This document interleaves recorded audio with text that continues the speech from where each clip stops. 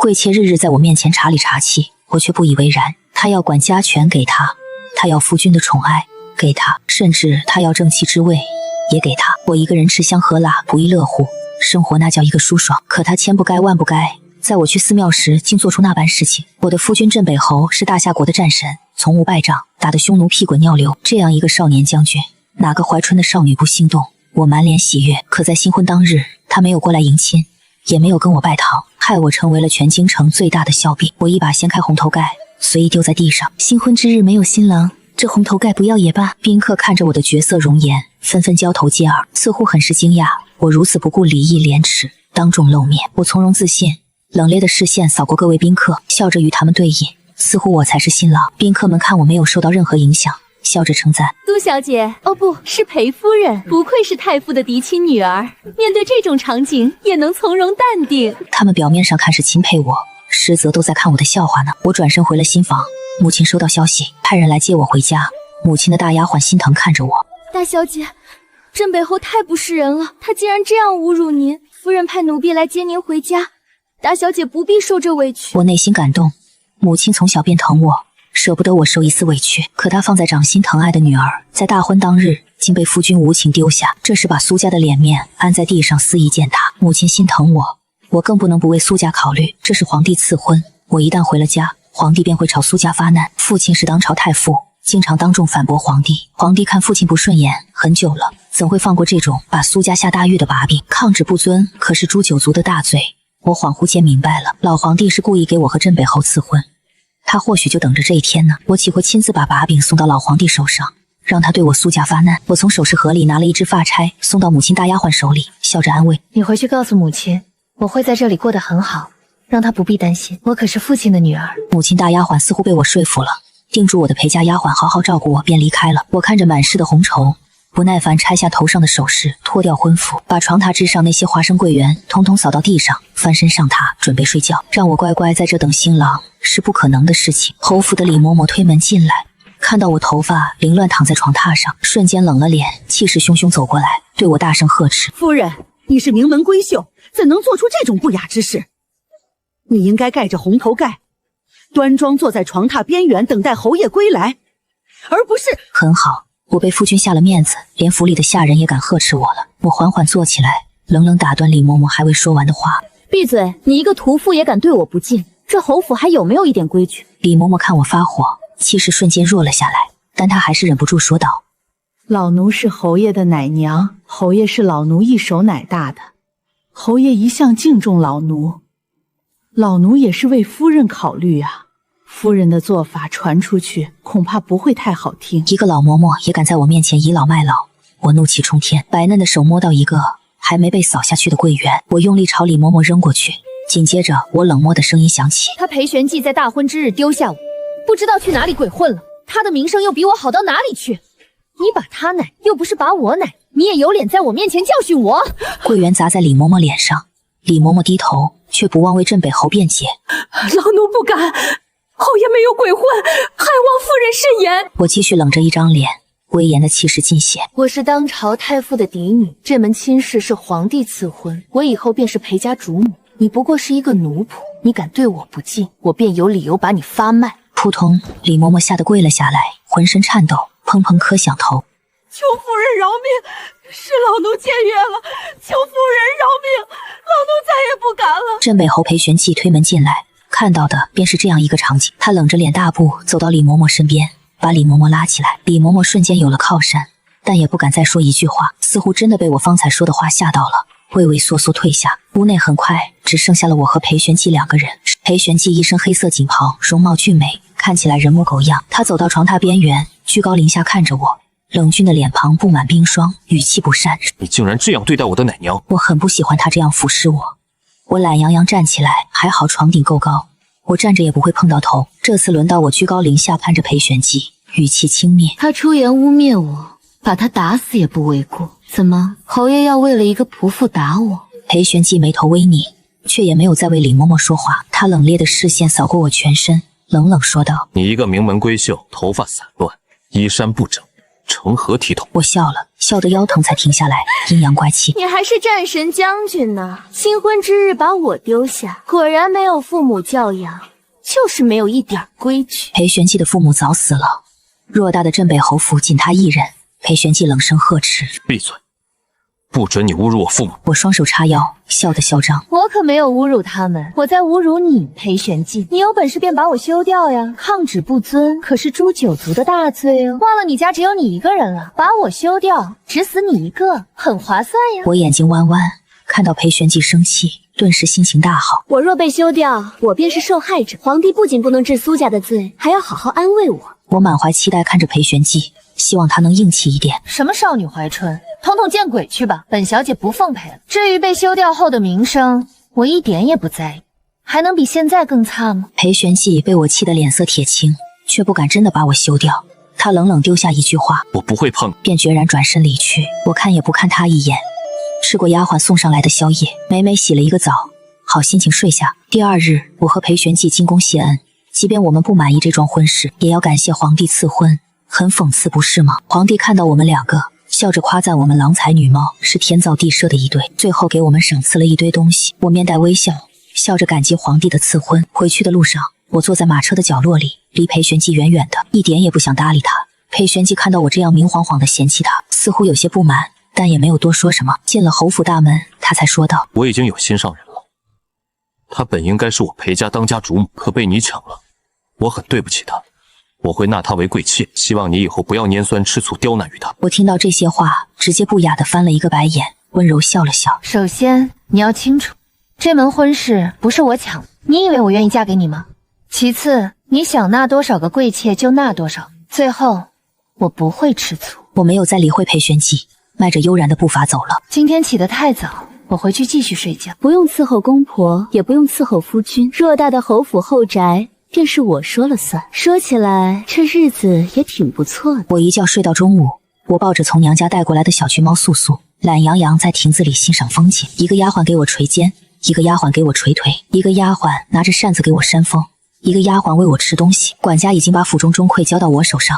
我顺便翻看了一下侯府的账本，看到账本上只剩下1万两银子，我忍不住笑了。还好我不用镇北侯养，不然不得饿死。我随意把账本丢到一边，继续撸猫。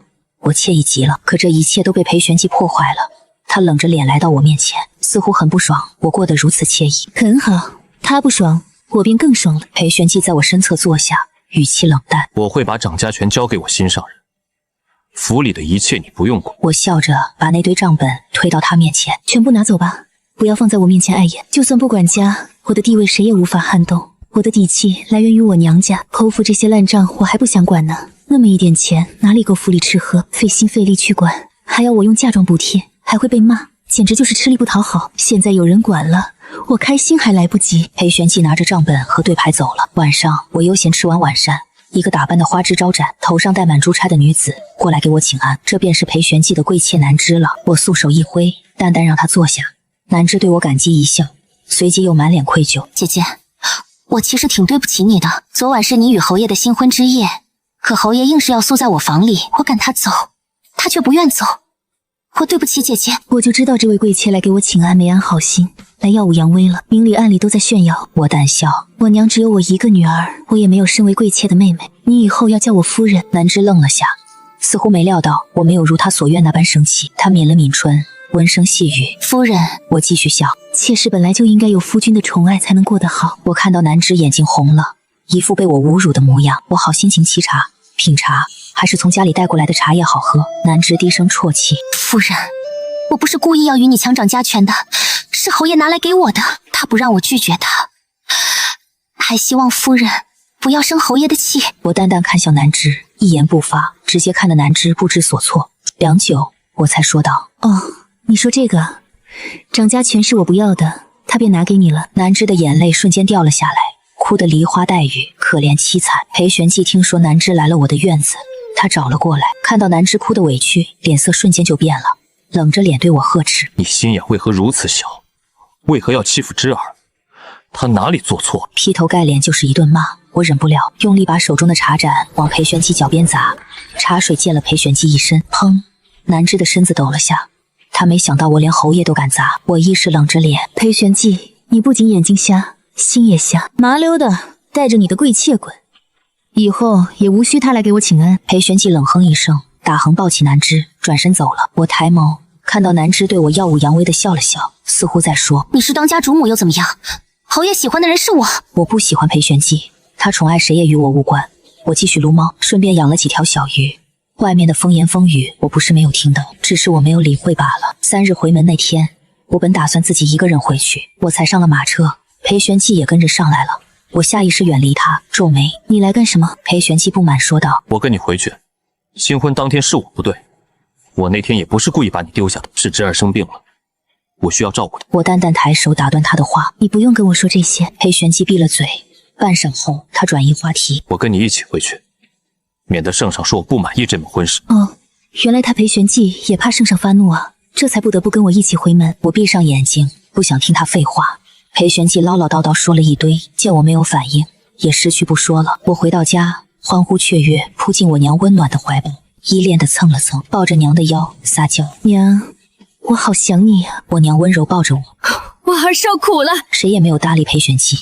裴玄纪默默走在我身后，我也没有搭理他。吃完午膳，我爹劈头盖脸把裴玄纪臭骂了一顿。裴玄纪一言不发，最后才说道：“我会照顾好欢儿的。”我全名苏清欢，我很喜欢这个名字，但裴玄纪这么叫我，我就像吃了苍蝇一样难受。我与爹娘待了半天，又要离开了。临走时，爹娘给我塞了满满当当的东西，都是我喜欢的，我不舍与爹娘分开。我娘温柔说道：“傻孩子，想家了别随时回来。”上了马车之后，我情绪低落，撩起帘子，看到爹娘还站在原地目送我，我的眼泪一下子绷不住了。我双手捂脸，眼泪从我指缝流出来。别哭了。裴玄纪的声音在我耳边响起，我瞬间回过神来，淡定擦拭眼泪，抬眼看到裴玄纪坐在我身边，距离我极近，他手上拿着一块手帕送到我眼前。我拉开我们之间的距离，冷声说道：“不要靠近我，我觉得恶心。”裴玄纪的手僵在半空，看了我2眼，又把手收了回去。回到侯府，我下了马车，看到南枝在门口等着，裴玄纪跟在我身后下来。南枝往前走了2步，脚下一歪，毫不意外跌进了裴玄纪怀里。他靠在裴玄纪怀里，对我炫耀的笑了。我眼神淡漠，这种争宠的戏码也就小妾使得出来。我看也不看裴玄纪，冷漠转身走了。一连几天我都没有看见裴玄纪，那位贵妾也没有过来给我请安，我心情舒畅，这样过一辈子也挺好的，不愁吃穿。1个月后，裴玄纪来到我面前，语气淡然：“我的心上人怀孕了，你是裴家主母，以后她的吃穿用度要与你相同，你不准仗着身份欺负她。她心地善良，希望你能对她友好一些，你们2个好好相处。”我听到这话，脸色倏然冷了下来，一身气势尽显。我是太傅嫡女，我吃的用的都是苏家的，与你何干？你这破烂的侯府养得起你那所谓的贵妾吗？掌家全在你那位妾室手里，她想吃什么就吃什么，把侯府吃光了都没什么问题。裴玄纪皱眉，眼神不满看着我：“你嫁进了侯府，吃的穿的难道不是侯府的吗？不要给本侯扯什么苏家。掌家权虽然在这儿守，但他恪守规矩，他吃穿用度都是贵妾的分例，他不愿意与你相同，怕破坏了你的地位。是我舍不得他受委屈，才特意过来告诉你一声，你同意了，他才能安心养胎。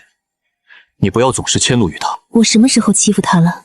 他是这么跟你说的？我眼神平静，看着裴玄纪那张冷冽的脸，一再被人挑衅，我脾气再好也会忍不住的。裴玄纪在我身边坐下，倒了一杯茶喝下，这才说道：“他没有说你坏话，这些都是我用眼睛看到的。”那你还真是瞎。我把手中没有吃完的果子甩到裴玄纪脸上：“你去翻翻你侯府的烂账，看看还有多少钱在跟我说话。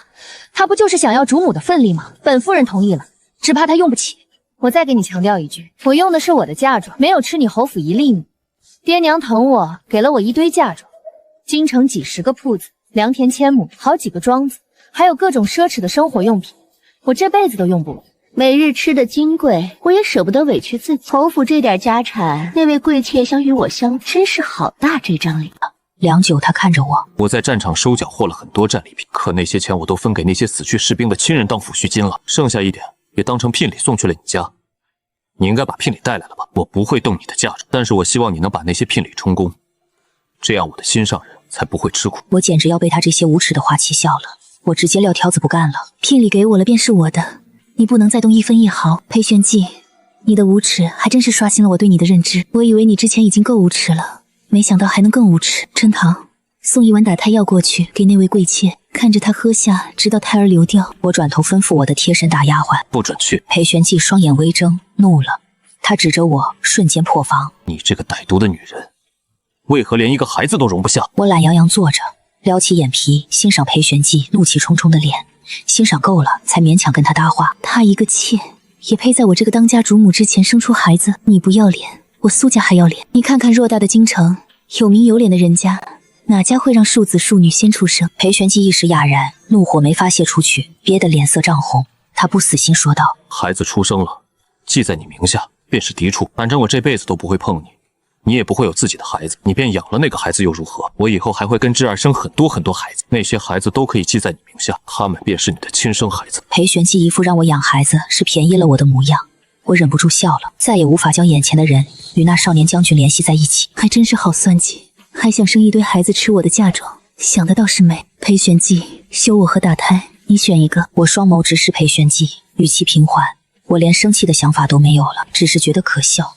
可笑这样的人竟然是我大夏朝的少年将军。裴玄寂脸色铁青，看着我，拳头紧了又松，松了又紧，最后冷冷看了我一眼，便一言不发走了。我转头看向春桃，春桃一脸愤怒，为我愤愤不平，点点头。奴婢必定会看着那妾室喝下打胎药，直到流产。春桃转身下去办事了，她办事我放心，我也没有了欣赏风景的想法。我带着丫鬟出府逛街，买了一堆喜欢的东西，装满了2辆马车，浩浩荡荡回府。春桃来到我身边，恭恭敬敬说道：夫人，胎儿已经流掉。我扬起笑容，白嫩的玉手一挥，走，去看看那位贵妾，顺便给她送点补品。我笑着来到南枝的院子，她的院子装饰的处处精美，只是她再如何装饰，也是无法与我的院子相比的。我走进南枝的卧房，看到她躺在床榻之上，我笑着靠近她，优雅坐下。贵妾，本夫人听说你流产了，恰好我今日出府买了一堆东西，顺便过来看看你，赏你一点补品。南枝脸色苍白，身子虚弱，她狠狠看着我，双目赤红，恨不得吃了我的血肉。她咬牙切齿：夫人，你为何要如此狠心，竟然一个孩子都不放过？这便是苏府的教养吗？春桃大喝一声：放肆！你一个贵妾也敢质疑夫人？她冲上去想张嘴，我拦下了。她刚流掉一个孩子，身子虚，等她身子好了再张嘴。我欣赏了片刻南枝的表情，心情更好了。她总是在我面前耀武扬威，我便让她知道谁才是这个家的主人。她的孩子便是裴玄寂也保不住。我不是善良之辈，这恶人我做到底。我缓缓起身，笑看着南枝，声音温柔：休我和打胎，我让裴玄寂选一个。裴玄寂选了打胎呢。杀人诛心！南枝一口血喷了出来，溅在了被褥之上。她挣扎着起来，瞪着我：你说谎，明明是你自己恶毒，偏要赖在侯爷头上。侯爷才不是这样的人。我低头看了看自己白嫩的手指，我把指甲染成了淡粉色，我甚是喜欢。我脸上依旧带着笑，抬眸：他裴玄寂就是这样一个人，休了我，他会被圣上降罪，甚至会收回他的权利。你不过是一个贵妾，在他心里能有几分重？你看，他连反抗婚姻都不敢，把你纳为贵妾。他在权力与美人之间选择了权力。裴玄寂手握兵权，又打了几次胜仗，老皇帝会眼睁睁看着他越做越大吗？这门婚约就是老皇帝故意的，我抗旨，老皇帝便拿苏家问罪；裴玄寂抗旨，老皇帝便借此收回裴玄寂的兵权。老皇帝这算盘打得好啊！只是我与裴玄寂都没有抗旨，接下来也不知道老皇帝会做些什么。南枝一脸不可置信，噗噗喷了好几口血，伤心欲绝。裴玄寂推门进来，看到心上人如此，他气得眼睛都红了，伸手便要把我推到一边。我及时往旁边一站，躲开裴玄寂伸过来的手。裴玄寂狠狠瞪我一眼，随即转身，温柔把南枝拥入怀里，轻轻擦去他嘴边的血。侄儿，本侯给你叫太医过来。南枝虚弱抬起头，温柔笑了笑：侯爷，你不要怪夫人，她不是故意要打掉我们的胎儿的，是我这个妾室不对，我不应该在夫人之前生下孩子。夫人还特意给我带来了补品，要赏给我，我很感激夫人。春桃给我搬来一个圆凳，我重新坐下，欣赏这对狗男女搂搂抱抱。我还挺喜欢看戏的，这出戏很精彩。裴玄寂怒气更甚，他压下怒气，温柔安慰南枝：我不准你这样贬低自己，在我心里，你才是裴家的当家主母。南枝身子瑟瑟发抖，眼泪流下，害怕说道：我不敢，夫人才是这个家的当家主母。裴玄寂转头看向我，眼里带刀：苏清欢，你已经打掉了他腹中胎儿，为何还是不肯放过他？你非要把他逼死了你才开心吗？啪啪，我抬手鼓了鼓掌，表示这出戏很精彩，指向一旁的锦和。我好心给他送补品，这是10年大补人参，这是对他不好。裴玄纪扭头看过去，也看到了那盒补品。南芝扯了扯裴玄纪的衣服，红着眼委屈道：侯爷，我们的孩子，你还是跟夫人生孩子吧，她生了我再生。裴玄纪抿了抿唇，不要说胡话，我的孩子只能从你肚子里出来。南芝咬着唇，眼泪流出来。可是妾室不能先生孩子的。裴玄纪安慰：你不要担心，我自有办法。我听着他们的对话，裴玄纪想跟我生，我还不愿意呢。我施施然走了，留下一盒补品。晚上，我吃着饭后甜点，听着春桃讲述贵妾那边的好戏。那位贵妾在裴玄纪走后，噼里啪啦砸碎了一堆东西。我送的那盒补品也被他丢给下人了。就这位贵妾的败家程度，10个裴玄纪也养不起。春桃知道我爱看戏，她也有了爱看戏的爱好。京城哪家发生什么事她都知道，更别说是在府里了。说起这些八卦，她眼里全是兴奋。我眼睛弯起，挑衅我是要付出代价的。接下来1个月，我依旧窝在侯府不出门，也不参与任何交际，每天撸猫吃喝玩乐。我在花亭里碰到过几次裴玄纪，裴玄纪每次都会用眼神鄙夷我，觉得我是个什么也不会的废物，白白占了他裴家主母的位置。他有本事便抗旨啊，把气撒在我身上算怎么回事？我不开心了，也不会让他们好过。我让人暗中盯着，每次他们亲热的时候故意打断他们。几次下来，裴玄纪终于忍不住了，黑着脸来到我的面前。你是不是故意的？我不碰你，我只喜欢碰渣儿。你吃醋了。我抬眸鄙夷看着裴玄纪，淡淡说道：你想多了，我不喜欢你，谈不上吃醋。我们以后最好井水不犯河水，我不会去招惹你，也希望你别来招惹我。我只希望安稳度过余生，你见到我记得绕道走，也别来我面前刷什么存在感。裴玄纪脸色更黑了，冷冷看了我一眼，什么也没说，转身走了。接下来裴玄纪真的很少出现在我面前，即使偶尔碰到他，也是远远转身便走开。我心中高兴，在这侯府里更自在了。掌家全在南芝手里，京城里那些大户人家送来的帖子也全部送到了南芝手里。起初门房是把帖子送到我手里的，但我不想管，便让门房统统送去给南芝。南芝骄傲来我面前炫耀，我淡淡一笑，当看戏一样，等着看她的好戏。我听说她是裴玄纪从边疆带回来的女人，家境贫穷，从她平时的言语便能看出她并不善于交际。京城那些夫人千金都惊着呢，岂会搭理她这个妾室？果不其然，他参加了几次宴会，便跑去跟裴玄纪哭诉。最后裴玄纪把他带到我面前，我不明所以看着裴玄纪：你们来干什么？不知道我很忙吗？我真的没空搭理这2个人。裴玄纪脸色铁青：你能忙什么？这个家都是芝儿在管。南芝拉了拉裴玄纪的衣袖，示意他不要再说了。随后他哭着跪在我面前，泪眼婆娑：夫人，我错了，我不应该越过您出门参加宴会的。我知道我家境贫穷，很多事情我都不懂，还请夫人教教我。夫人怎么罚我都行。裴玄纪看不下去，心疼把南芝拉起来，温柔擦去她的眼泪，随后看着我：你是太傅嫡女，从小便受到很好的教导，希望你能教教芝儿如何与那些夫人交际。我惊讶看着他们：你们为何不找那些有名的先生来教？裴玄纪沉着脸，淡声说道：请了，但那些人都是趋炎附势之辈，听到是来教导芝儿，他们便统统拒绝。那些没名气的倒是想上门来教，但本侯看不上他们还不配叫本侯的心上人。南芝脸色难看：哦，我懂了，他们这是找不到可以教导南芝的有名女先生，这才被迫过来找我，一副我捡了大便宜的模样。裴玄纪这话说的有意思啊，他说别人是趋炎附势之辈，他自己又何尝看得起那些地位比他低的人？裴玄纪见我不说话，似乎是发现他的语气太强硬了，轻咳一声，面色温柔看着我，声音温和：婉儿，我以前是对不起你，但这一切与芝儿无关，还希望你不计前嫌，教教他。我眼神平静，淡淡抬手：请叫我夫人。过去发生的事情不是一句对不起便能抵消的，便是他们死在我面前，我亦不会眨一下眼。裴玄纪从善如流，低眉说道：夫人。我含笑点头，我同意了。我偏头看向南芝：你每日辰时过来，有时回去。南芝一喜，连连道谢：多谢夫人。裴玄纪也终于对我温柔笑了笑，揽着南芝的细腰，在我面前恩爱离开。春桃不明白我的做法：夫人，为何？我微微一笑：她身为妾室，就应该学妾室的规矩。你盯着她。春桃瞬间懂了，奴婢会好好教导她这个妾室。翌日，南芝早早过来，春桃让她坐在堂厅等待。我依旧睡到自然醒，醒来的时候已经午时了。我慢悠悠用膳午膳，才想起来还有南芝这个人。我带着好心情过去见她。南芝看到我，表情不高兴，但大概是意识到她有求于我，瞬间就把怨气收回去了。接下来教导妾室规矩的事情便交给了春桃。春桃教她应该如何尊敬主母。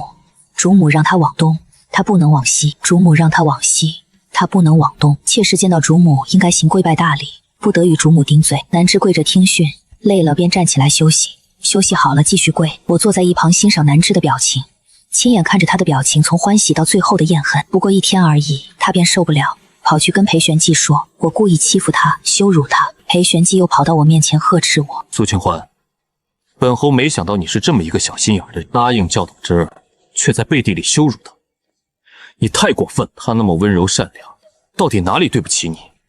你要这般虐待他？我轻浅微笑，把手中的茶盏往裴玄纪脚边一砸。是你让我教导他规矩，他身为妾室，学的便是妾室的规矩，我有教错吗？裴玄纪，你不要胡搅蛮缠，我觉得恶心，自己上门找羞辱，我怎会放过这个机会？他们凭什么觉得一句对不起，我便会放下过去一切，乖乖教导南枝？裴玄纪顿时一噎，也不敢对我如何，转身走了。最后裴玄纪还是请了一个名气低的女先生来教导南枝。南枝代表侯府主母出门参加宴会，被京城众夫人千金明里暗里议论了很久。我爹收集证据，上奏参裴玄纪宠妾灭妻。老皇帝把裴玄纪叫进宫，狠狠把他骂了一顿，顺便收回了一点他手中的权力。我津津有味看着我爹给我写的信。老皇帝骂裴玄纪的时候，我爹就在旁边看着。我爹把那个场景一五一十写在信里。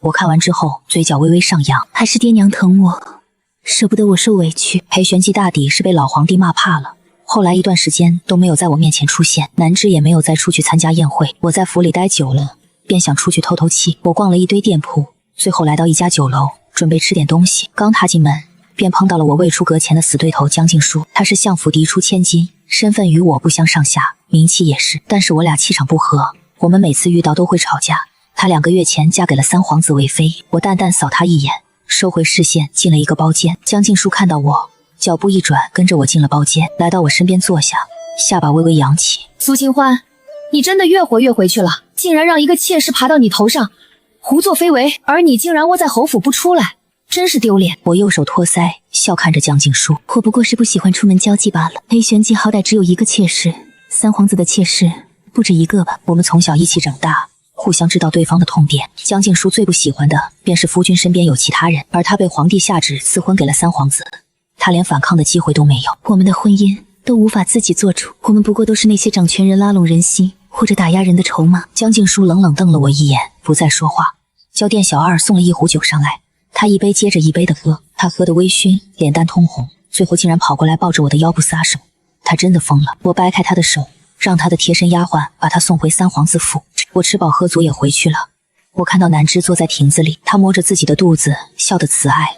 裴玄纪蹲在他面前，耳朵贴在他的小腹上，脸上全是喜悦的气息，看样子他这是又怀孕了。南枝看到我，惊得推开裴玄纪，慌慌张张跪在地上，眼睛瞬间通红，委委屈屈说道：夫人，我不是故意要怀孕的，求求你放过我这个孩子好不好？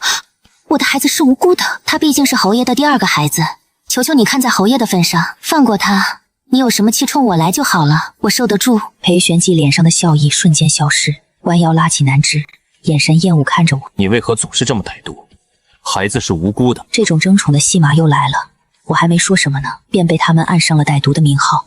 我缓步过去，南枝娇软靠在裴玄纪怀里，身子抖得更厉害了。他攥紧裴玄纪的衣服，呜咽道：侯爷，是我错了，我不该怀孕的，你不要生夫人的气。裴玄纪气得脸色发黑，甚至冲到我面想打我。我扬起脸蛋，冷漠看着裴玄纪。裴玄纪深呼吸，最后还是把手收了回去。他疼爱摸摸南枝的脸，安慰他：你不要担心，你这个孩子一定能保住，我不会再让任何人伤害我们的孩子。我看到南枝对我露出得逞的笑容，我还听到裴玄纪信誓旦旦说会保住这个孩子。我倒是好奇他要如何保住这个孩子。当天晚上，裴玄纪过来告诉我，我会与你和离，希望你不要动侄儿肚子里的孩子。我裴家容不下你这个极度的恶妇。我本来没想过与你和离，但你一而再再而三伤害侄儿，你是真的惹怒了。我愣了下，随即便是狂喜。我甚至不计较他骂我是恶妇。我追问，你要如何做？我们是老皇帝下旨赐婚，想要和离也必须老皇帝同意，他难道要放弃所有兵权了吗？裴玄纪不耐烦，你不用知道，你赶紧收拾东西滚回苏家，本侯真的厌恶看见。啪！我直接抬手扇了裴玄纪一巴掌。嘴巴放干净一点，你最好赶紧与我和离，不然我不知道我什么时候便控制不住。送一碗落胎药过去给你那位贵妾。这一掌我用了所有的力气，裴玄姬的脸上很快有了一个巴掌印，他冷冷看着我。你也就仗着本侯不打女人，本侯看你一眼便觉得恶心。我素手指向门口，慢走不走。裴玄姬一肚子火气走了。第二天，裴玄姬进了宫，回来之后给我一封和离书，我欢欢喜喜收拾行囊，终于可以离开这个侯府了。我一刻也待不下去。南枝笑着来到我面前，夫人，哦不，苏小姐，你成婚当天，夫君不仅没来，这还没1年呢，你便被休掉了，你会成为全京城的笑柄，这滋味是不是很好？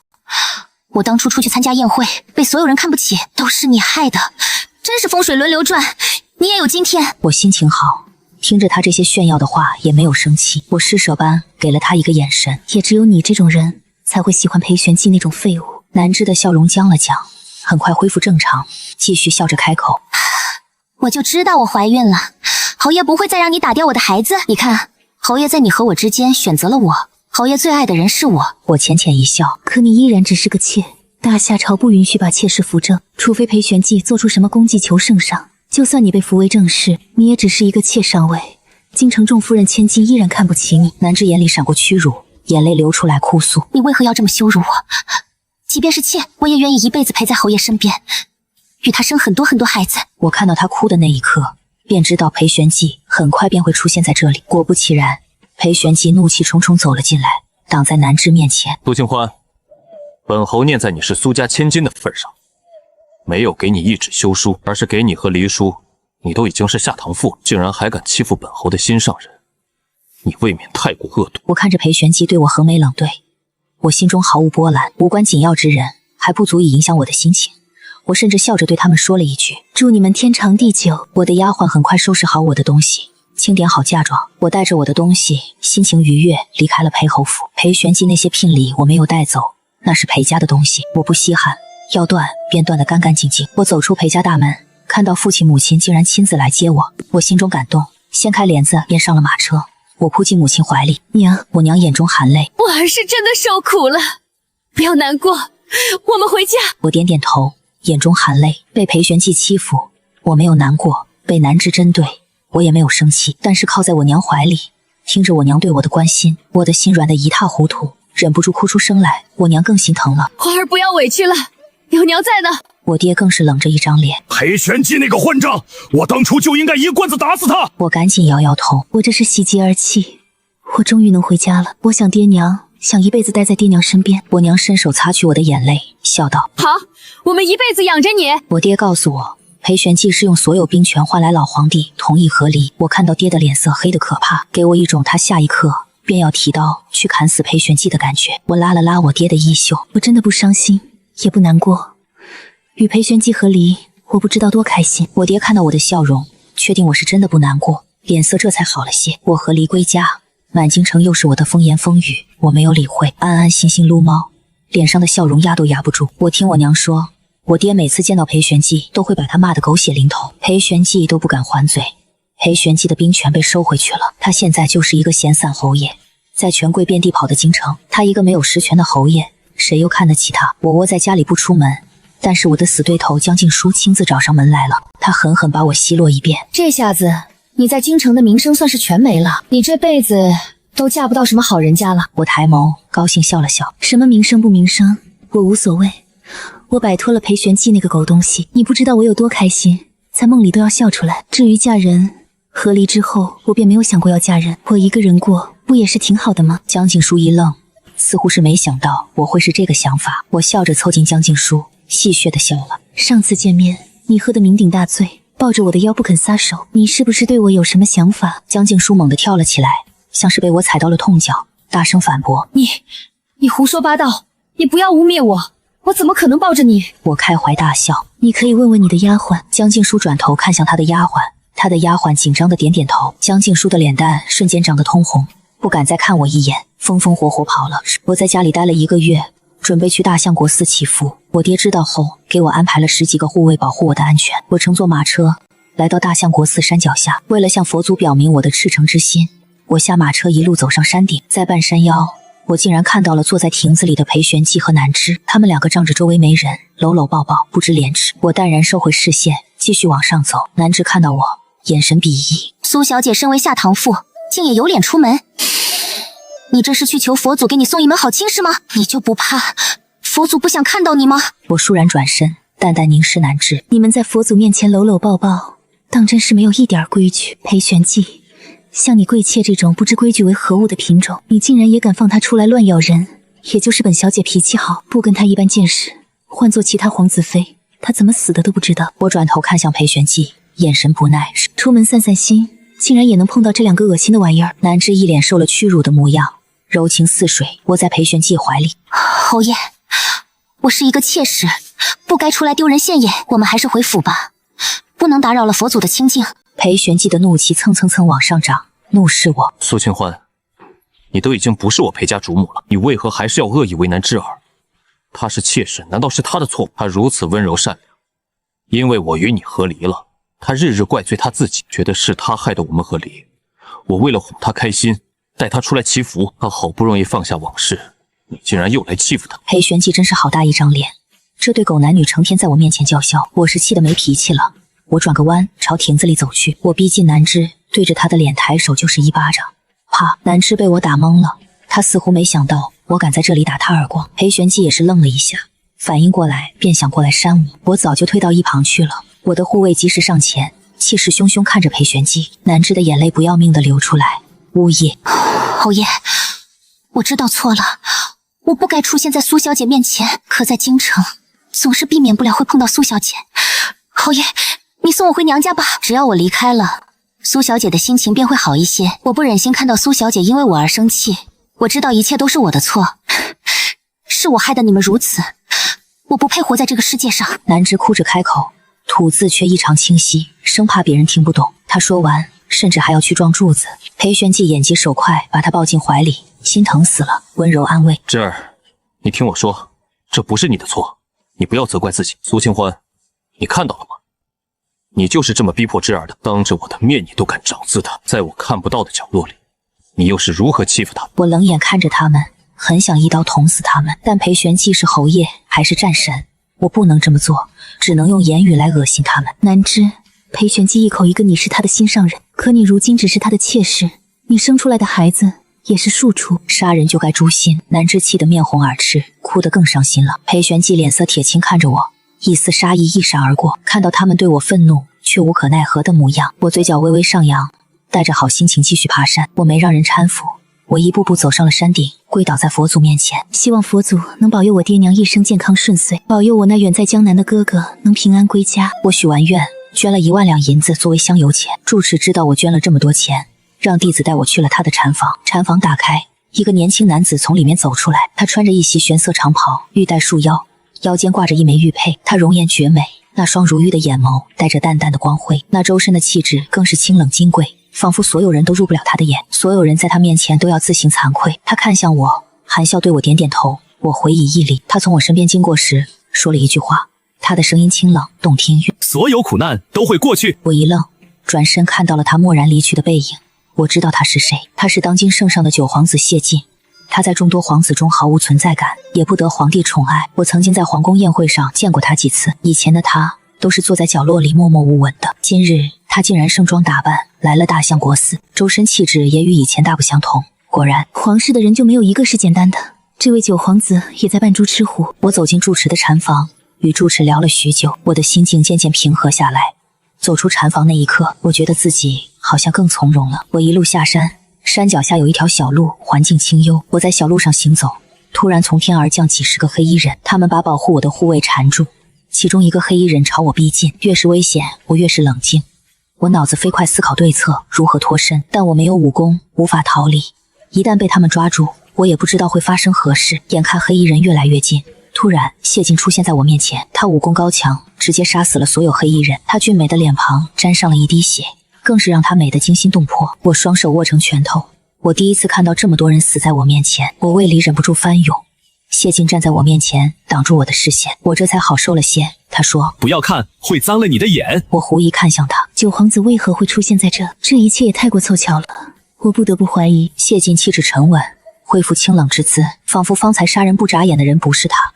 他看着我温和笑了笑。我方才在那边的林子里祭拜我的母亲，听到这边的动静便过来了。你母亲？谢金含笑点头。我母亲身份卑微，无法进入皇陵，我便把她葬在了这里。今日是她的忌日，我每年都会过来祭拜她。他的眼神太过清澈无害，我顿时羞愧低下头。抱歉，我不该提起你的伤心事。沈家好心救了我竟然还怀疑人家别有用心。谢晋摇摇头。无妨。我对他感激行礼。救命之恩当涌泉相报，我欠你一条命。谢晋语气淡然。你是第一个对我释放善意之人，我救你不过是顺手罢了。我两眼茫然。我什么时候对他释放善意了？他似乎是看出的疑惑，耐心解释。我母亲是个宫女，身份卑微，其他人看到我眼神总是带着厌恶，好像我是什么肮脏的东西。方才在住持禅房外碰到你，你眼神温和清澈，我内心感激。我直直对上他的视线，好像从他眼里看到了痛苦难过。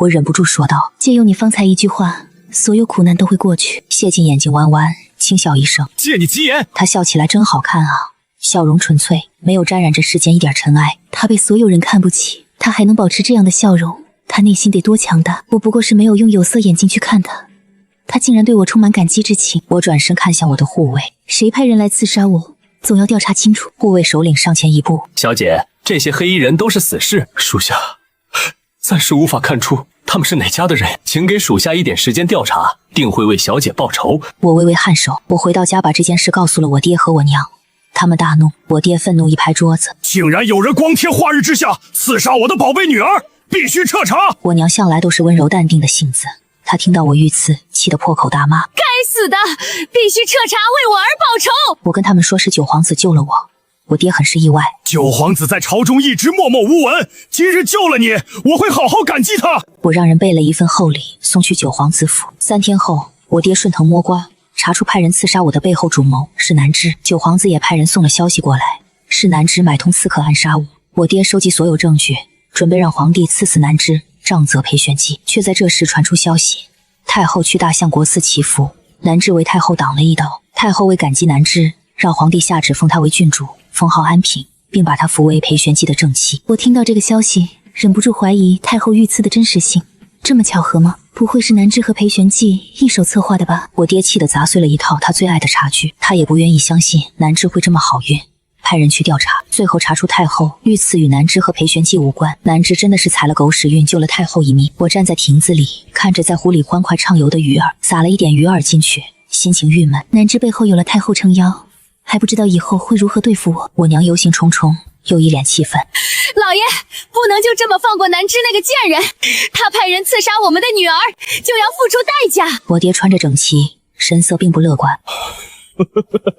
我会进宫禀明圣上，但圣上会如何做，我无法保证。若圣上不为皇儿做主，我们自己为他讨回公道便是。我爹拿着所有证据进了宫，告御状，所有证据摆在皇帝面前，但皇帝轻飘飘说了一句：南芝不小心伤了你女儿，但是他救了太后一命是事实，朕已经赏过他了，那便罚他闭门思过1个月。我爹回来的时候，整个脸色都是黑的，浑身散发着冰冷无情的气息。他把在宫里发生的事情全部说给我和我娘听，我娘彻底寒了心。不小心，所有证据摆出来，却被说成不小心，未免太过偏心。我爹绷着脸，他是太后恩人，太后和皇帝铁了心要偏袒他，我们行事必须小心谨慎，确保万无一失才能动手。南芝因救太后重伤昏迷，1个月都未曾出府，皇帝惩罚了个寂寞。裴玄寂或许知道我们知道了南芝做的事情，他天天守在南芝身边，把南芝护得滴水不漏。我爹就是想动手，也很难找到机会。1个月后，南芝重伤痊愈，太后宣我进宫，我娘紧张拉着我的手。太后无缘无故宣你进宫做什么？定是那南芝在太后面前说了你的坏话。我与你一起进宫。我抱着娘亲，眼眸微垂。可太后强调只宣我一人进宫，我们不能违抗她的意志，不然她指不定要怎么惩罚我们。娘，你不要担心，太后明晃晃宣我进宫，总不能弄死我，顶多吃点苦头。我爹出现在我们娘俩面前。我与欢儿一起进宫，我有事禀告圣上。圣上昏庸，但总不能看着我死在宫里。我娘这才松了口气。最后我与我爹一起进宫，我在太后宫女的带领下去了慈仁宫，我爹去了养心殿，太后把我晾在偏殿一炷香，才让我进正殿。太后坐在凤座之上，一身雍容华贵的气质，不怒自威。我还看到了南芝，他坐在太后左手边，浅笑盈盈看着我，眼里充满了得意，仿佛在嘲讽我不自量力。我屈膝行礼，臣女见过太后娘娘，太后娘娘万福金安。太后缓缓抬眸，盯着我的脸，她突然一拍扶手，诞生跪下。我眼神平静，早料到了太后会刁难于我，我从容跪下。太后冷冷看着我，朕如今是郡主，而你只是一个被休弃的下堂妇，她身份比你高贵，你见到她为何不行礼？我眼眸微垂，不去看太后的脸色。臣女突然见到许久未见的郡主，有些意外，这就给郡主请安。南枝站出来为我说好话，一副温柔善良的模样。太后娘娘，苏小姐知书达理，她可能不是故意藐视皇族的。太后娘娘息怒。太后冷笑一声，幸好有侄儿为你说好话，但是听说你曾经仗着主母身份，天天刁难侄儿，甚至还恶毒，害死了他腹中一个胎儿。云令云，你罪该万死！朕是陛下亲封的郡主，是皇室中人，他的孩子也是皇室血脉。可你父亲竟然进宫污蔑他，派人刺杀你！你们苏家真是好歹毒的心思！这么温柔善良，从不曾与你计较，你却心胸狭窄，暗害于他，其心可诛。来人，苏清欢一下犯上，杖责20大板。南枝笑得更温柔了，嗓音柔得能滴出水来。多谢太后娘娘为臣妇做主。两个身强力壮的嬷嬷走过来，强势拉着我的双臂。南枝看着我笑得嚣张，我无力反抗。就在这时，皇帝身边的大太监走了进来。太后娘娘，陛下宣苏家大小姐去养心殿。太后双眸微眯，眸色带着不满。为何？太监恭恭敬敬说道：太傅大人与陛下在养心殿聊了许久，突然身体疼痛发冷汗，性命危在旦夕。他想见苏大小姐一面。我捏紧拳头，父亲竟要用这种方式救我。他想见苏大小姐一面。我捏紧拳头，父亲竟要用这种方式救我。太后脸色难看，盯着我的眼神像是要吃了我。她或许是不敢与皇帝对着来，良久，她大手一挥，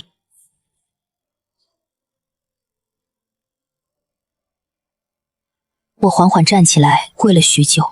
我双腿发麻，差点没站稳。我咬咬牙，跟在太监身上离开了慈仁宫。在离去之前，我听到太后说：侄儿，不要伤心，哀家以后必定会为你讨回一个公道。你受了委屈，哀家以后不会让他好过，他必须为他曾经所做的事情付出惨重的代价。南枝感激。多谢太后娘娘，臣妇感激不尽。只是苏小姐毕竟是太傅嫡女，身份高贵，求太后娘娘饶她一命。太后冷着脸摔碎了一个茶盏。太傅嫡女又如何？她还不是一个被休弃的下堂妇，她敢欺负你，便要付出代价。好一个不分是非的太。看到我爹躺在榻上昏迷不醒，几个太医站在一旁为他治疗。我眼睛一红，甚至顾不上向皇帝行礼，我哭着跪倒在榻边。爹，女儿不孝。太医院院正安慰。苏小姐不必过于伤心，我等及时为太傅诊治，太傅如今没有性命危险，回去好好养伤即可。我胡乱擦掉眼泪，连连感谢太医院院正，这才转身看向那位穿着明黄色龙袍的皇帝，跪在地上。多谢陛下救臣女父亲一命。即便我在心里对皇帝咬牙切齿，面上却不能露出一丝一毫不满，还得拼命感激皇帝。这就是皇权至上，其他人的命皆不是命。皇帝淡淡看着我。京城传言，太傅嫡女娴雅温柔，容貌出色。如今一见，容貌确实出色，性格却不像传闻那般好听。你几次三番怂恿你父亲进宫告状，但朕念在你足够孝顺你父亲的份上，便不罚你了。我静静听着老皇帝这些屁话，等他说完，磕头道谢。我和我爹回家了。我娘看到我爹的样子，顿时哭成泪人。我安静坐在我床榻边，一股无力感油然而生。我不知道我能做什么，为爹报仇，为我自己报仇。当今世上两个最尊贵的人故意刁难我们苏家，我们又能做什么呢？没多久，我听到传言，南枝不小心冲撞了九皇子，被九皇子下令杖责30大板。他为太后挡刀，好不容易保下的孩子没了。没多久，又传出他藐视三皇子妃，三皇子妃命人打断了他的手。我忍不住笑了笑，笑容讽刺。别人能明目张胆对付南枝，我爹身为太傅，却无法轻易动手，因为皇帝和太后都看我们家不顺眼，他们要偏袒南枝，连脸都不要了。我爹作为臣子没有一点办法，我爹一旦动手，被他们抓住把柄，他们一定不会放过我们苏家。我埋怨他们，怨恨在心里生了根。三皇子妃江静书气势汹汹来了我家，把我拉进我的房间，关闭门窗。他咬牙看着我：你当初心慈手软，饶过他一命，但是你看，他想要你的命呢。我看着江静书，他曾经言语犯我，我也惩罚了他，他那些罪过不至于死，但后来他派人刺杀我，我也想派人刺杀他，但裴玄寂寸步不离，他也没有出侯府，我找不到动手的机会。江静书冷冷一笑：你倒是有理了。我对他行了一个谢礼，多谢三皇子妃为我出头。江静书别别扭扭说道：谁说本皇子妃是为你出头了？南枝敢言语冒犯本皇子妃，打断他的手都算轻了。我笑了笑，没有继续说下去拆穿他。我忍不住提醒：三皇子那些妾室你也必须小心谨慎，不要发生像我这样的烂事才好。江静书脸色冰冷：他敢纵容妾室伤我，看我不扒了他的皮！我听着这类似打情骂俏的话，浅浅挑眉，看来某人与三皇子的感情突飞猛进。胡说八道！江静书大声反驳，转身跑了，给我一种落荒而逃的感觉。我爹已经醒了，他身子不好，在家休养了1个月。皇帝送了很多赏赐过来，我们谁都没有动那些赏赐，直接把那些东西丢到库房生灰。不久后，边疆传来战报，匈奴南下侵犯我国，老皇帝封裴玄寂为威武大将军，出兵匈奴。裴玄寂离开了京城，他怕南枝留在京城会受到我的报复，把南枝也带走了。2个恶心的人离开京城，我心情好了很多，安安静静待在家里，哪也不去。京城突然发生动乱，大皇子逼宫失败，被皇帝赐死，其他几位皇子也在争储过程中相继死去，朝中只有谢晋和三皇子2个皇子了。老皇帝身子愈发不好，把皇位传给谢晋，便去世了。太后成为太皇太后，她沉静了下来，关闭宫门，不再见人。听到老皇帝去世的消息，我心里不知道有多畅快。这样一个无能恶心人的帝王，还是趁早死了好。谢晋登基为帝，用铁血手段血洗了一批大臣，朝臣战战兢兢，没想到向来默默无闻的9皇子手段竟然如此狠辣。谢晋册封3皇子为安王，安王带着安王妃去封地了，无诏不得回京。江静书来跟我告别，我送给他一枚平安扣，开过光的。京城的动乱渐渐散去，新帝谢晋提拔寒门人才，以前被打压的有才能之人也得到了重用的机会。我爹不用面对那喜怒不定的先皇，整个人都轻松了许多。只是南枝依旧是我们心里的一根刺，他如今去了边疆，我找不到动手的机会。京城距离边疆太远了，边疆又是裴玄寂的地盘，更加无法动手了。半年后，裴玄寂大败匈奴，他的战神威名再一次响彻大夏朝，朝臣百姓为之欢呼。我抱着我的小橘猫素素在亭子里晒太阳，偶尔喂一下几条锦鲤。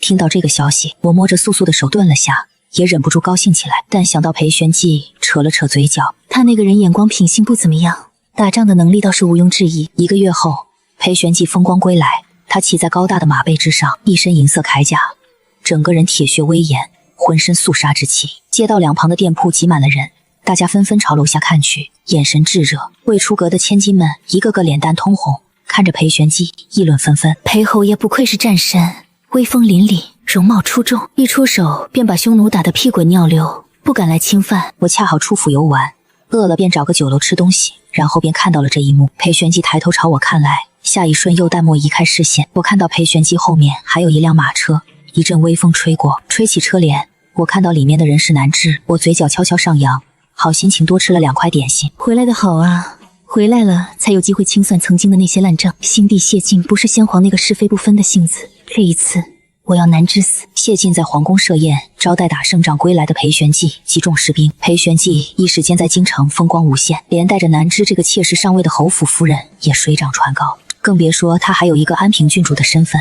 各家夫人千金好像忘记了，他曾经是一个上不得台面的妾室，纷纷与他交好。我收到了裴府送来的帖子，南枝邀请众人3日后去裴侯府赏花，刚回来便迫不及待显摆，那我便撕碎他伪装的温柔面孔。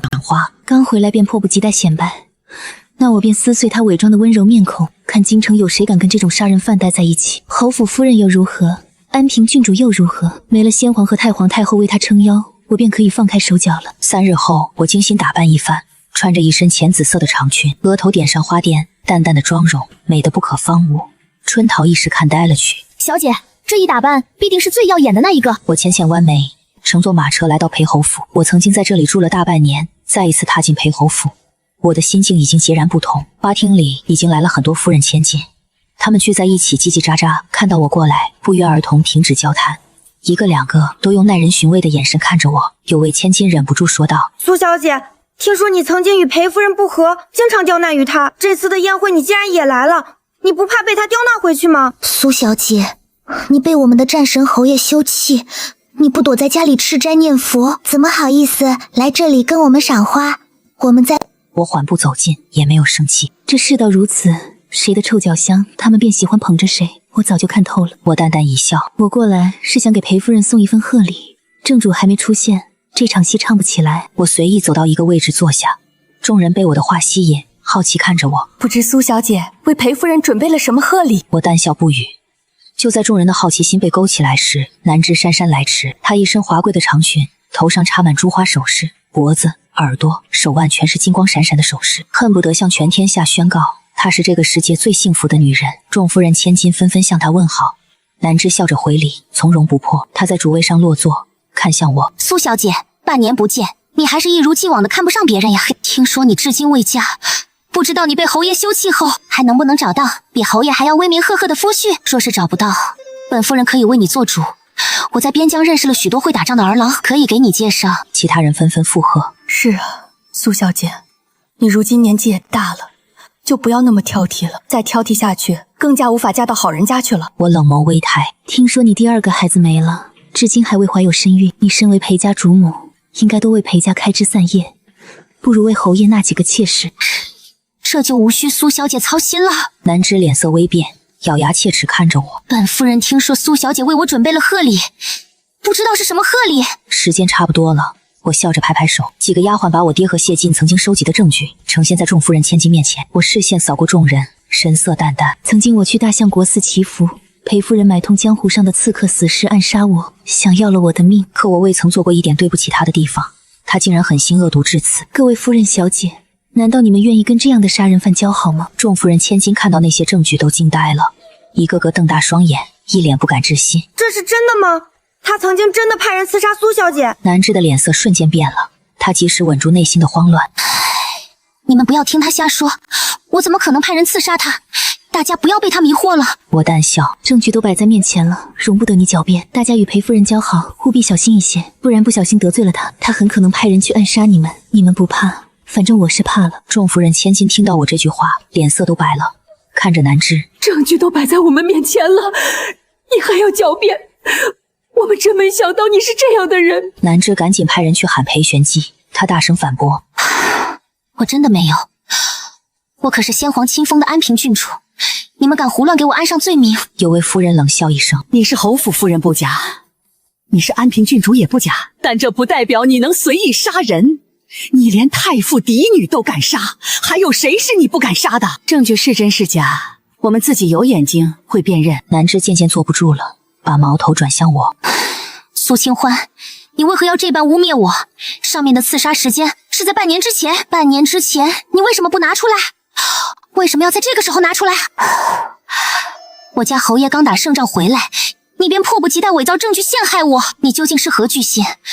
你曾经打掉了我的胎儿，你现在还要害我吗？”所有人的视线落在我身上，我面色从容：“因为半年前你背后有人，我爹拿出证据，有人帮你压下了，我爹不敢把事情闹大，这才隐瞒下来。但是我不忍心各位夫人小姐被裴夫人伪善的面孔欺骗，这才把这些证据拿出来，不然恐怕你们晚上睡觉都不得安心。”堂堂太傅不敢把事情闹大，背后之人是谁呼之欲出？裴夫人背后有这么强大的靠山，在场众人也不敢把南枝得罪死，但也不敢与他深交了。我看着在场所有人的反应，我的目的已经达到，眼睛微弯，起身准备离去。杀人就要偿命，我爹已经再一次把这些证据上交给皇帝，只是这一次的皇帝是谢晋，有些证据还是谢晋亲自查出来的，他会公正处理的吧。就在这时，皇宫的小太监缓缓过来，面容严肃，宣布圣旨。所有人下跪，不明白陛下怎么在这个时候下了一道圣旨。太监打开圣旨，大声念：“南枝曾经派人暗杀太傅嫡女苏清欢，恰逢陛下路过救了苏清欢一命，陛下夺取南枝的郡主封号，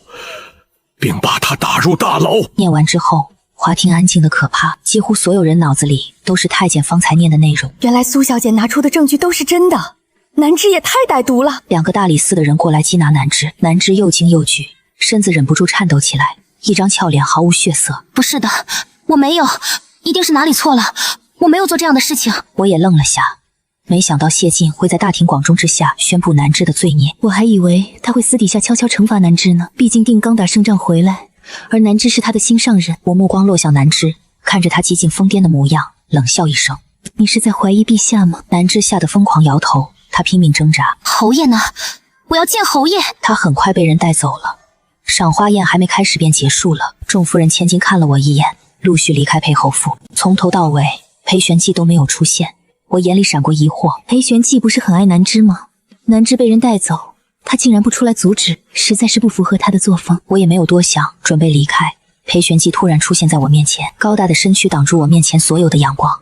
我微微皱眉，绕过他就走。裴玄寂再一次挡在我面前，他垂眸看着我，俊美的脸庞染上愧疚之色，他嗓音有些沙哑：“欢儿，我们去别的地方谈谈可好？”还没离开的夫人千金看到这边的情形，纷纷把目光落在了我们身上。我不想与裴玄寂扯上什么关系，声音淡淡：“请不要这样叫我，我们之间也没有好谈的。”裴玄寂一脸受伤看着我，我转身离开了裴侯府。周围那些看热闹的人眼里都露出欣慰的目光。京城里很快又掀起关于我的风言风语。裴侯爷对苏家大小姐爱得深沉，当众表白，想挽回云大小姐的心。我听到这些消息，一笑而过。裴玄寂是什么想法，与我无关，我这辈子都不想跟他来往。谢晋帮了我大忙，我无法随意进宫感谢他，我便让我爹代为转达我的感谢和谢礼。我爹拿着一枚令牌和一瓶毒药来到我面前。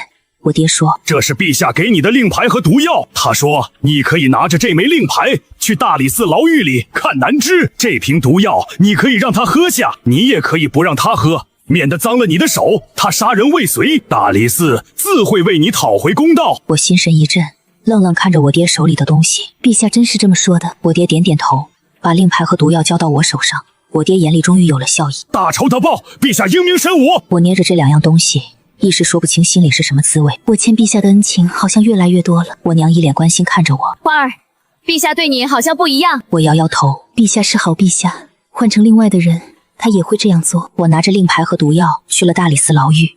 大理寺的人果然没有阻拦我，我如过无人之境一般来到南芝面前。牢狱阴暗潮湿，多蚊虫，恶臭的气味扑鼻而来。我脸上戴着面纱，站在牢房外。他身上的衣服早就脏了，那些首饰全没了，浑身上下脏兮兮的，脸色惨绝人寰。他看到我，发狂一般扑过来，嘶吼一声：“你是云令云，你来干什么？你是不是来看我笑话的？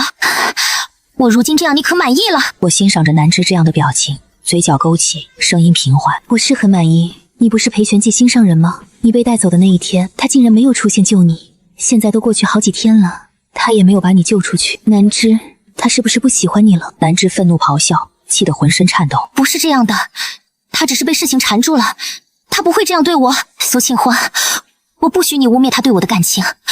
他最爱的人永远是我，他一定会把我救出去的。你永远别想成为他的夫人。”我看着他无能发狂的模样，心情好极了。你错了，我对他不感兴趣。我今日是来送你一程的，你此生估计也不会有机会见到他了。我好心来送你，你应该感激我。南芝浑身一颤，惊恐看着我。你想干什么？我把毒药递给身侧的大理寺衙役，让他们为南芝喝下。陛下都给了我这个亲手报仇的机会，我怎能放过？大理寺衙役早就收到了谢晋的旨意，打开牢房的门，为南芝喝下毒药。南芝双眼瞪大，拼命反抗，可她一个弱女子，哪里是2个成年男子的对手？她被灌下毒药，死死瞪着我。苏清欢，你私自用刑，陛下不会放过你。你好歹毒的心，你这辈子不得好死！南芝嘴角冒出血液，捂着心口痛得不能自已。突然，他眼睛一亮：“侯爷，你是来救我的，对不对？快把苏清欢这个贱人弄死，为我报仇！我好痛啊，侯爷，你快救救我！”裴玄寂来到我身侧，冷漠看着南芝：“你伤害欢儿，罪有应得，我怎会救？本侯这辈子最后悔的便是认识你。纵着你伤害了欢儿，你该死！”啊！南芝不敢置信，尖叫一声，猛地吐出一口血，砰的一声倒在地上，活生生气死了。我诧异看了看裴玄寂，裴侯爷对心上人的手段让我佩服，毒药没能一下子毒死南芝，裴玄寂几句话就把南芝气死了，好手段。裴玄寂垂眸，眼中蕴含着无数的温柔。欢儿，你大仇得报，我重新娶你为妻，聘礼我都准备好了，这一次我不会再丢下你，我们拜堂好不好？我狠狠皱眉：“裴玄寂，你在发什么疯？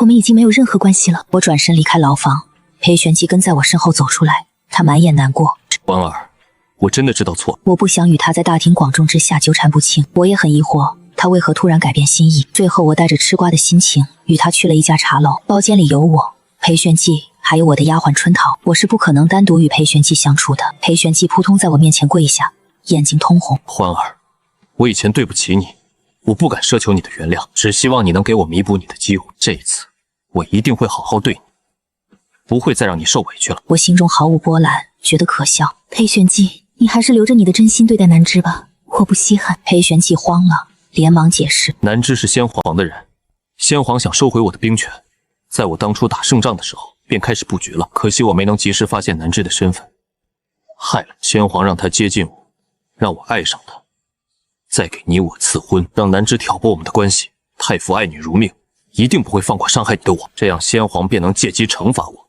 收走我的兵权。后来匈奴来犯，先皇不得已才又把兵权给了我，这一切都是先皇的错。欢儿，求求你原谅我。后来我才发现，其实我真正喜欢的人是你。我发现南枝的真面目，没有动他，是因为我希望把他交给让你来处置他。我知道他的真面目之后，便没有碰过他。欢儿，你原谅我好不好？你打我骂我都行，别不理我。我听着裴玄寂一字一句，恍然大悟，怪不得先皇如此偏袒南枝，原来南枝是他的人。听完八卦，我拍拍袖子站起来。我听完了，过去的事情已经过去了，你我以后便形同陌路。我希望你不要再来找我，不要打扰我平静的生活。我不喜欢你，一点也不喜欢。我甚至看到你就倒胃口。迟来的深情比草贱，当初那些伤害我的话，伤害我的事，不是一句对不起便能抵消的。我不接受。裴玄寂一脸痛苦难过，眼泪流出来，苦苦哀求。欢儿，我真的知道错了，你别不要我。我滚！我不为所动，冷冷吐出一个字，冷漠转身离开了茶楼。我看着外面热闹的场景，我缓缓呼出一口浊气。结束了，一切都结束了。嫁给裴玄寂的时候，我16岁，如今快18岁了。短短1年多，接近2年，发生了太多的事情。我在家里待了几天，这几天裴玄寂送了很多东西过来向我求和，祈求我的原谅。我觉得烦躁，让护卫狠狠揍了他一顿，他果然消停了。我去大相国寺祈福，这一次我带了足够多的护卫。我在住持禅房看到了谢晋，住持转身出去，把空间留给了我们。我眼里闪过诧异，行礼。臣女见过陛下，多谢陛下当初为我撑腰，给我报仇的机会。我一直没能亲口跟陛下道谢，没想到在这里见到陛下了。谢晋双手把我扶起来，温柔笑道：我其实是特意来见苏姑娘的，我有一事相求。我不知道他一个皇帝能有什么事情求我。陛下请说，臣女欠陛下一命，万死不辞。说什么死不死的？谢晋略微不满看了我一眼，沉默许久，他才缓缓开口：朝中大臣逼我迎娶皇后，我想来想去，发现只有苏姑娘是最合适的人选。我一愣，陛下。谢晋眼神清澈，目光温和。苏姑娘，你先听我说完。我从小在后宫见惯了尔虞我诈、勾心斗角，我那时便发誓，此生只娶一个妻子，绝不纳妾。苏姑娘，我是来征求你的意见，你不答应也无妨，我不会降罪于你。我愣愣看着他那双眼睛，我在他眼里看到了我的影子。他眼神温柔，我在他眼中看到了孤寂落寞，还有难过。不知为何，我竟有些不忍心拒绝他。他曾经救我一命，后来又为我出气，杖责难支，甚至赐死难支，如今又亲自来询问我的意见。他是一个赤诚之人，又是95至尊的皇帝，能做到这个份上已经很不容易了。禅房静悄悄的，我抿了抿唇提醒：陛下，我曾经嫁过一次。谢晋浅笑摇头：无妨，苏姑娘配得起这个世上最好的人，裴玄寂不是良配。我忍不住笑了笑，他这话不仅夸了我，也夸了他自己。我最终点头答应了。谢晋冷峻的脸上绽放出一个笑容，周身气质和煦温暖。他说：半年后，我便十里红妆，风风光光迎娶你为皇后。我看到他的笑容，心底泛起层层涟漪，这种感觉是以前从来没有的。我嘴角也跟着上扬。走出禅房的时候，我还有些飘飘然，不小心崴了一下脚，身子往前倒去。下一瞬，我落入了一个充满桂花香的怀抱，清冷如玉。我听到了自己的心跳声，扑通扑通。谢晋双手揽着我的腰，把我扶稳便放开了。他距离我极近，我脸一热，后退几步。多谢陛下。谢晋目光深沉，温和有礼。记得看路。我回到家，把这件事告诉了我爹和我娘。我爹哈哈大笑，脸上竟没有一丝意外。还是陛下有眼光，知道我宝贝女儿的好。我娘拉着我的手，满脸不舍。陛下亲自征求你的意见，没有强逼你。他是个不错的人，可我还是不舍我儿啊。以后你进了宫，我便不能天天看到你了。我娘说着说着，眼泪忍不住流了出来。我也跟着红了眼睛，抱住我娘。我爹看到我们这样，安慰。好了，都别难过了，我们以后可以一起进宫看望女儿。半个时辰后，圣旨便来到了我家，陛下册封我为皇后，半年后成亲。这个圣旨一出，全京城都震惊了。苏小姐不是成过亲吗？她和离了，竟然还能嫁给陛下，成为皇后，她这是踩了什么狗屎运，能入陛下的眼？我听着春桃给我讲述外面的热闹，忍不住笑了笑。是啊，我是踩了什么狗屎运，竟能遇到陛下这样风光霁月的人。听说朝臣天天上奏，逼谢晋收回旨意，然后谢晋把那些大臣都罚了一顿，接下来没有朝臣敢上奏了。他是帝王，我不敢奢求与他相爱相知，做一对相敬如宾的夫妻便好。我哥终于回来了，他一路风尘仆仆，满脸风霜。得知我即将嫁给谢晋，我哥拍着我的肩膀，一脸欣慰。陛下是个好人。我看着我哥，你怎么这么久才回来？我哥叹了口气，我去江南赈灾，当时还是先皇把持朝政，赈灾款迟迟不批下来，我差点被困在那边了。我怕你们担心，便没有跟你们说。我忙前忙后，朝廷却拖我后腿。后来新帝登基，重新拨了一批赈灾款下来，又安排了可靠之人，我这才把事情解决。我心中微热，再一次感慨先皇死得好，谢晋他真的是一个很好的人。接下来我没有再出门，眼看婚期越来越近，我忍不住紧张起来。这段日子，谢晋送了很多新奇的玩意儿给我，好吃好玩的好看的，他统统派人送给我，光明正大的送。那些千金一个个都羡慕死了。乞巧节那天，谢晋派人送来一个红色的狐狸面具，邀请我晚上与他游玩。我含笑同意。谢晋派人送来一个红色的狐狸面具，邀请我晚上与他游玩。我含笑同意。夜晚悄悄来临，京城到处喜气洋洋的。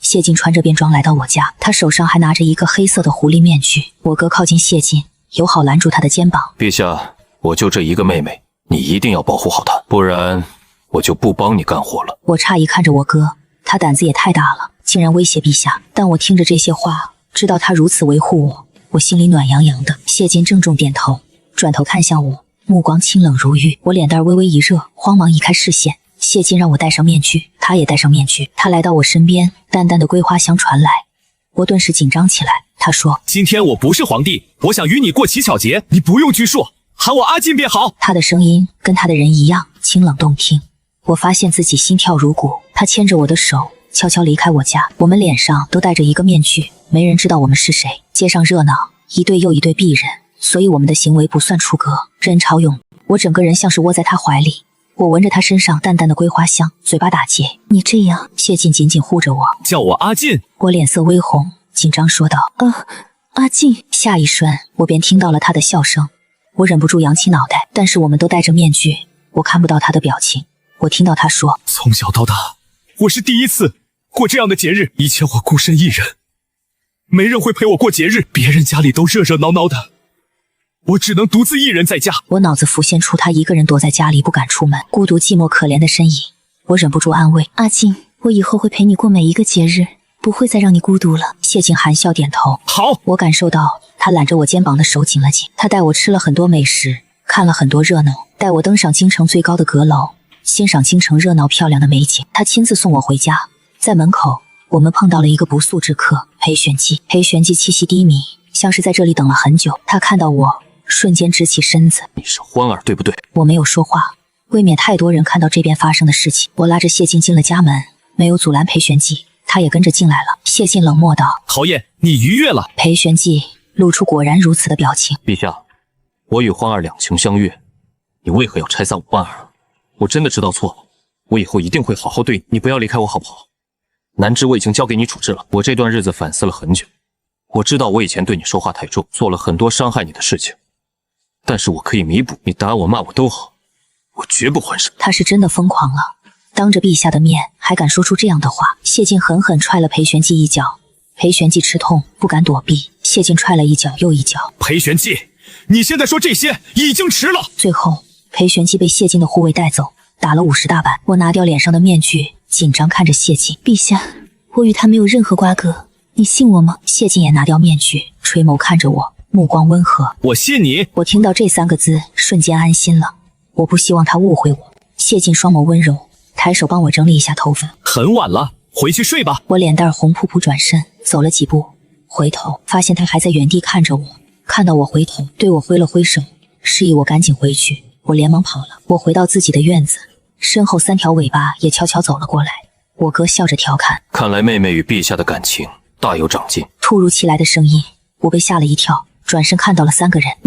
你们都看到了？我娘温柔一笑，看到陛下对你的维护，我也放心了。哼，那裴玄寂竟还有胆子找你，当着陛下的面，他也敢说那些让人误会的话。还好陛下明理，狠狠把他揍了一顿。我爹冷冷一笑，裴玄寂是战神，大夏朝需要他，我不会害他的命，但他在京城里这辈子都不要想好过。晚上我躺在床榻之上，整个人兴奋的睡不着，手心貌似还留着谢晋的味道。我知道我病了，相思病，但他是帝王，我尽量让自己冷静，不管如何都要保护好自己。婚期即将来临，我没有再出门。各府千金送了很多帖子过来，邀请我去参加赏花宴，我一一回绝了。我收到了江静书派人送来的新婚贺礼和一封信，他说他与安王无法回京，很遗憾不能看着我风光大嫁。我看着他送我的贺礼，几套头面，几匹云锦，各种各样珍贵的东西，我眼睛微热。我与他斗了10几年，也是最了解彼此的人。新婚前一夜，我娘拉着我进屋子，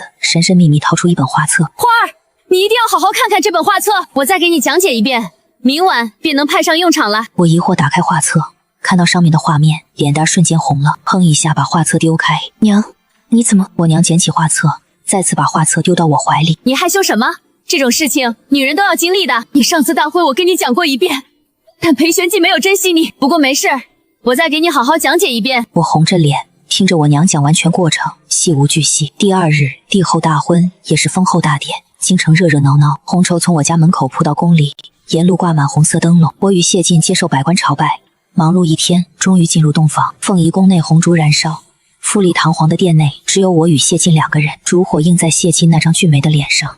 我娇羞低下头，他坐在我身侧，褪去我身上的凤袍，拿掉凤冠，我一头乌发散落。我愣愣抬头看着他，他眼神炙热又温柔，他指尖滚烫，他不小心碰到我的脸颊，我的脸瞬间泛起热气。谢晋双眸深沉，低声一笑，该就寝了。红烛不能熄灭，灭了寓意不好，所以我能清晰看到他脸上的笑容。红帐落下，烛火摇曳多姿，一炷香后，我对上谢晋那双尴尬的眼睛，我忍着羞涩翻出我娘塞给我的那本画册，与他一起学习。我仿佛沉入海底，又仿佛入了9天云霄，最后忍不住用埋怨的眼神看着谢晋。我后悔了，我就不应该与他一起学习的，最后苦的是我自己。天边泛起白色，他才放过我。我沉沉睡去，醒来时发现他坐在我身侧，我迷迷糊糊爬起来。陛下，你不用去上朝吗？谢晋自然而然把我揽在怀里。帝后大婚，罢朝10天，你饿了吧？我伺候你穿衣吃午膳。我不解看着他。午膳？谢晋低笑一声，如今午时了。我脸色顿时一红，忍不住伸手去捶他。他一把握住我的手，我埋在他怀里不敢抬头。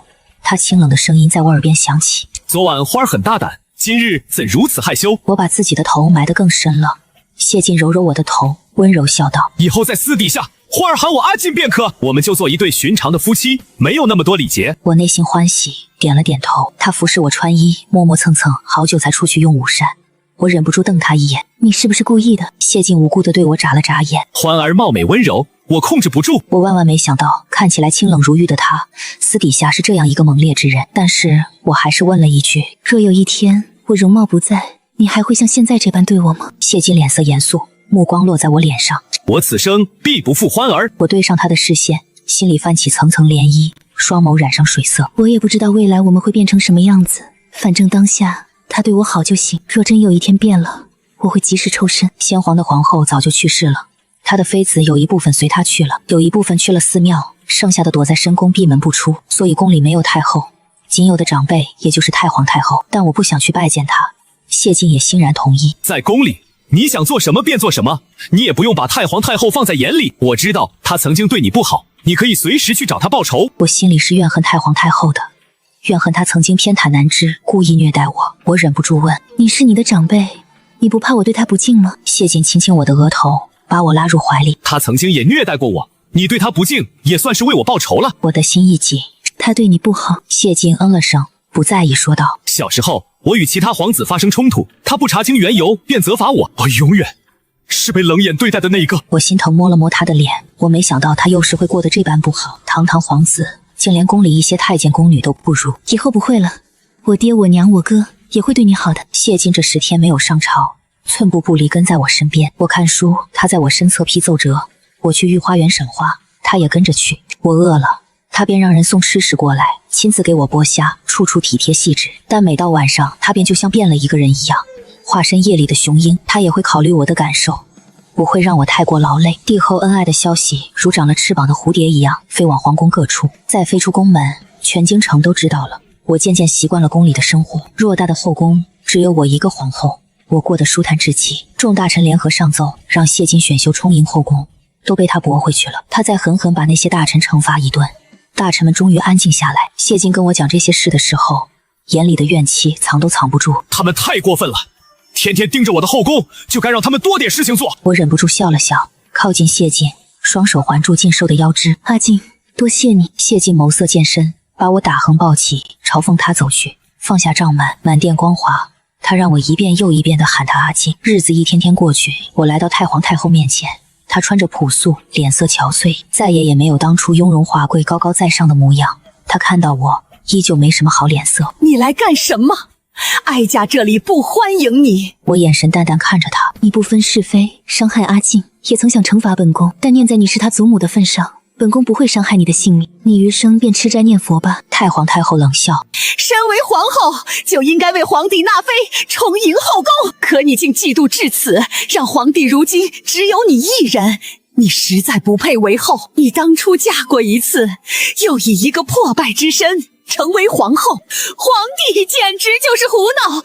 你这样的女人怎配为后？我轻笑一声，这就不劳太皇太后费心了。你还是想想以后应该如何熬过这深宫的日子吧。我不会伤害她的性命，但衣食住行那些有得讲究了。谢晋缓步进来，坐在我身侧，冷眼看着太皇太后。朕的后宫用不着你多嘴。太皇太后怒气冲天，皇帝，你怎能胡闹？你应该为皇家开枝散叶，此生绝不能只有一个皇后。哀家曾经是对你不好，但哀家始终是你的祖母，你敢忤逆哀家？谢晋眸色冷淡，朕有没有忤逆？难道你这么多天还感受不到？你以后就好好待在这吧。太皇太后气得脸色涨红，浑身颤抖。你这个不孝孙子，为了一个女人竟然囚困哀家，你们都该死。我与谢晋携手走出太皇太后的宫殿，不顾太皇太后的叫嚣。他曾经想打我板子，我看在他年纪大的份上，没有打他板子，让他跪着。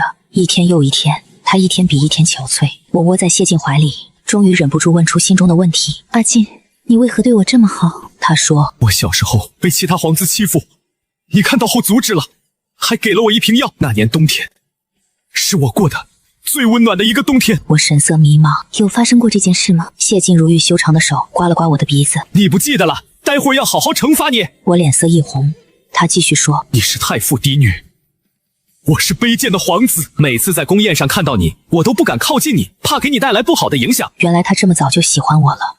我摇摇头，你不卑贱，阿静，我不许你这么说自己。谢晋在我唇上落下一吻。那些事情都过去了，我想娶你为妻，但我那时在布局，不敢轻举妄动。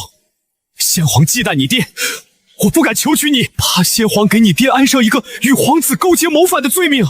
因为我做的事情一旦被发现，会带来灭顶之灾。好在我那几个皇兄太过愚蠢，稍微挑拨一下他们，便自相残杀，最后让我捡了那个位置。没有成功之前，我不敢娶你。我知道先皇给你和裴玄机赐婚之后，我每天睡不着觉，我痛恨自己没有快点结束所有事情。